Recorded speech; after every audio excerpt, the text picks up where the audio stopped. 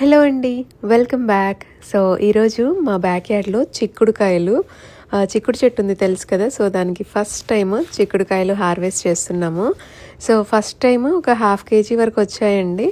And next week కూడా మళ్ళీ ఒక 1/2 kg వచ్చేలా ఉన్నాయి. సో ఫస్ట్ టైము కట్ చేసిన చిక్కుడుకాయలతో చిక్కుడుకాయ ఫ్రై చేసుకున్నాము. చాలా చాలా సూపర్గా ఉంది. అండ్ అదే రోజు గురువారం, సో సాయిబాబాకి పూజ చేద్దామనేసి మన గార్డెన్లో ఉన్న ఫ్లవర్స్తోనే సాయిబాబాకి పూజ కూడా చేశాను. చాలా చాలా హ్యాపీగా అనిపించింది.